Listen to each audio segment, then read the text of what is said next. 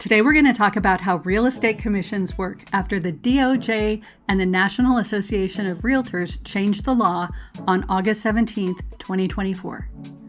I'll explain how it worked in the before times and how it works today. But regardless of whether we're talking about before or after, there's one thing that's consistent, and that is who pays the commission on both sides of the transaction in real estate. And the person who pays is the buyer. The buyer pays for everything. Now, if you're familiar with how real estate used to work, you might think, no, that's not right. The seller pays. But that's not exactly true. The buyer is the one who's showing up with money, with good credit, and with the ability to buy a house. So this is how it used to work. A buyer comes along with all their cash and their good credit, and they see a house for sale and they fall in love. And then they make an offer and they buy the house. The proceeds of the sale go to the seller. And then from there, the seller would pay the broker. And they'd pay the broker based on what was in the contract between the broker and the seller before the property even went on the market. Then the broker would pay both agents, the listing agent and the buyer's agent. And that's how everybody got paid. Now, it looks like all of those funds are coming from the seller, but that's not exactly what's happening.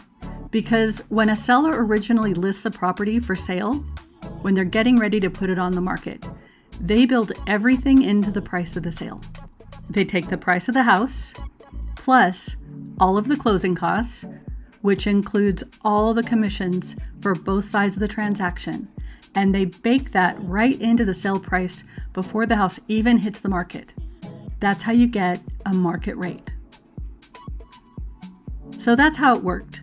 The seller gets money, they pay their broker based on the contract that they have, and that broker pays for both agents. That's how everybody got paid. That's the olden days. Today, how it works is completely different. The buyer comes to the table with money and good credit, and they'd really like to see a house.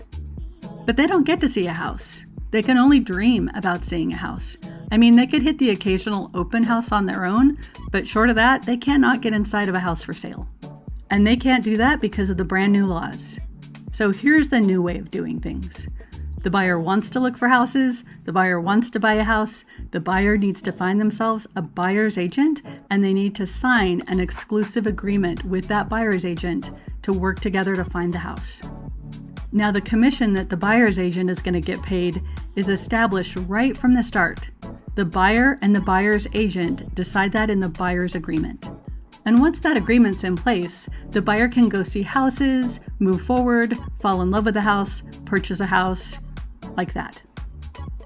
So the buyer finds a house, the buyer buys the house, the sale proceeds go to the seller pays the broker based on their contract, and from there, the broker pays the listing agent. But how does a buyer's agent get paid? Well, the buyer's agent gets paid one of three ways. The first way is by the buyer.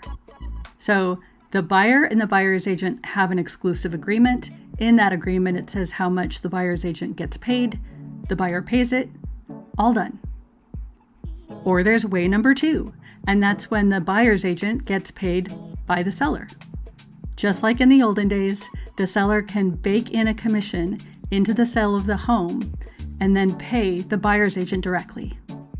And then there's a third way, which is a combo, and that's where the buyer and seller pays the buyer's agent commission. Now, why would this ever happen? Well, the seller could bake in a commission just like the olden days, bake in a commission to pay for the buyer's agent, but there's a chance that they don't bake in enough.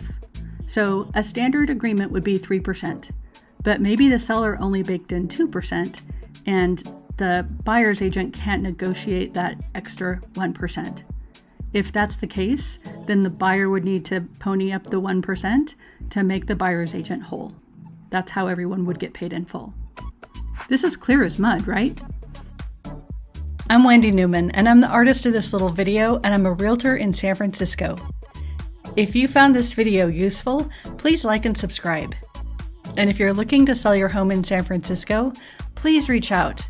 I'd love to help you navigate this new landscape and see if we can get you the highest possible price.